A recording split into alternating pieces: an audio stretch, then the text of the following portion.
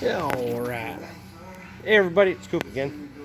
So, that last video where I took you through and showed you all the projects I was thinking about doing, well, I decided that it was all too much goddamn work. I didn't feel like doing it. So, I just traded everything for a bunch of different stuff.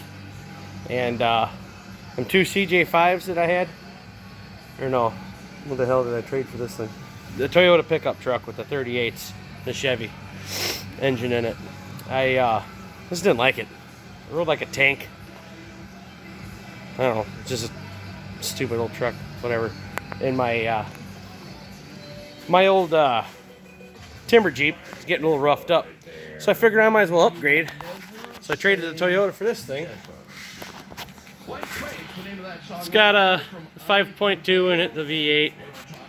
Standard, I can't remember, it's a Dana 35 front end or whatever the garbage. But it does have the Dana 44 rear. It was a pleasant surprise, I didn't know that. It's got all the douche lights all over it. So it's pretty cool, and it's got a bumping system. Good speaker in there. I got a little light wired up so it'll flash. She needs a bath, she's destroyed everywhere. It's pretty rough, but not as rough as the black one. Just drying her out, because you know, when somebody has a Jeep and they're done with it, they just don't give a shit anymore. And that's just how it is. So I had to work on it a little bit, and it had some weird codes going on. And I just found some weird stuff with it, and I don't know why, but the throttle position sensor was unplugged because it's at a high range when I plugged it in, and it still was reading weird, and I don't know what the deal was with that. But then I was looking around some more because it had an evap code. And this little whodunit over here in the corner was unplugged, and that plug-in was way under the airbox down here somewhere, and I had to clean all these plugs out because they're full of mud and shit. I'm judging from all the oil that's all over the engine bay that this thing spent some time on its side or on its lid or something. More douche lights going on here. You've got some more up here. They all work, which I can't believe. The only thing that I noticed that didn't work was the climate control, like the fancy thing on the bottom of the dash there, down there, and then this driver's window is off the track. But this is the next project, I guess. Just do a little bit at a time on it, and there's still got plenty. We still got plenty of projects out here. I'll show you the. I traded them two Jeeps for a truck, but this truck, she's getting knocked in the head. She's done.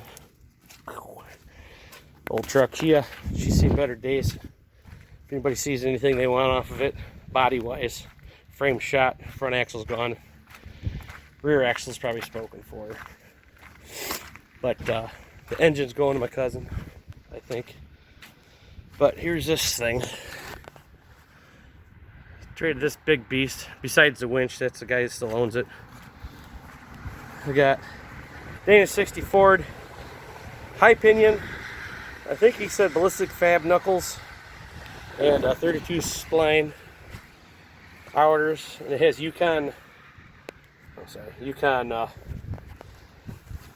hubs, I guess. It's a big block. It had hydro steering problems, but she's rough, a little rough.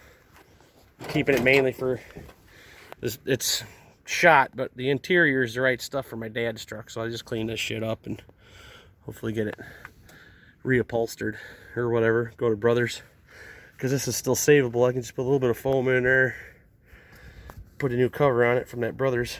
Look at how bad it is. It's falling apart.